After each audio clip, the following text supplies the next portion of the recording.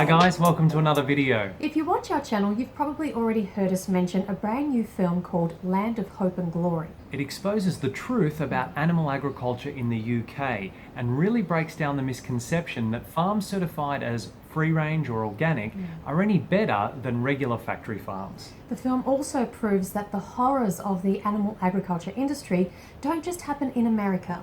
These are standard industry practices that happen all over the world, including in the UK. The film has had a great amount of success in such a short time since its release. And we wanted to learn more about the film's production and the man behind the project. So we invited YouTuber Earthling Ed to be our special guest on episode 11 of our podcast. It was great to learn more about the film from Ed, and he also gave some excellent tips about how to communicate confidently and effectively as a vegan activist. He's an inspiring man with great insights, and it was an absolute pleasure speaking with him. All the links for where you can listen to and download the full podcast episode of Ed's interview are in the description box below this video. And if you enjoy these free podcasts, we'd love you to leave us a rating and review in iTunes. That would really help us out. We're going to play you a short clip of the podcast now. And we'd love to hear your thoughts on the full interview. You can leave us a comment under the notes for this podcast on our website, linked below. Enjoy this clip, like, share and subscribe. And until next time, remember that going vegan is not the most we can do. It's the least we can do. See you next video. Bye guys. Yeah, that's very interesting, Ed. Have you had any contact from industry of any kind following the release of the film?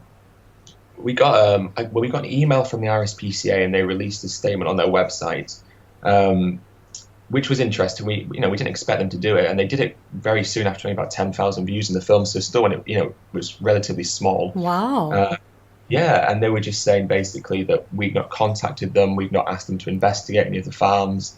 They couldn't prove the validity of the accusations made in the film, that kind of thing, And I thought it was really good. It was interesting because it was nice to have garnered such a huge exposure that they felt forced to release this statement. That was good, and they were obviously worried about the footage in the film.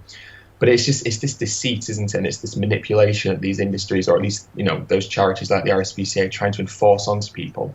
And it seems so shocking to me that a charity that cares or claims to care so deeply about cruelty to animals would try and, in kind of a backhanded way, make the film seem, try and discredit the film and make it not seem credible. It kind of says so much about the organisation itself and kind of where their morality lies and what their goals and aims are, really. So, but I mean, that was good. And I've received emails from farmers kind of saying that this isn't true, you've lied, you've used overly emotive footage. And I always say to these people, I'm like, tell me which bits I've lied about, The processes depicted in the film are completely legal, or at least most of them are completely legal and completely standard. So please, if you'd like to go through the film with me, you can tell me which bits I've done wrong. You can tell me exactly what it is that I should do, or what exactly the film should say. But the reality is a lot of the information for the film comes from DEFRA. It comes from the RSPCA. It comes from government advisory bodies and is bang up to date. So it's not just taken from animal rights charities. The information's come from all these impartial government organisations. So you can't really deny it. And a lot of the footage isn't shot by animal rights activists either. It's shot by farmers themselves. I mean, the beauty of YouTube is you've got all these channels, and a lot of them are farmer channels, and they will proudly show the mutilation of goats or the mutilation of lambs or whatever it is. They proudly show that because they don't think what they're doing is wrong. So we were able to use a lot of the footage that farmers have shot and then use it to kind of paint a different light on them and their activities. Kind of a more objective light, if you like, so people could come to their own conclusions themselves. And we also got an article in Farmers Weekly. So Farmers Weekly in the UK is kind of like a big farmers magazine. Most of the farmers are subscribed to it. And they wrote this article about World Plant Milk Day. And at the bottom they were writing about Land of Hope and Glory. And what kind of made me chuckle about it is they put in brackets a warning, explicit content. And I thought, but this is your day job. This is nothing shocking to you. This is what you do for a living. And it just seems so bizarre to me they put an explicit content warning on the film when it was all about farming. But yeah, never mind. That's fascinating, and it kind of reminds me of when plant-based doctors are accused of cherry picking, and they say, well, there's no cherry picking if there's only one cherry. You can't. There's nothing to pick.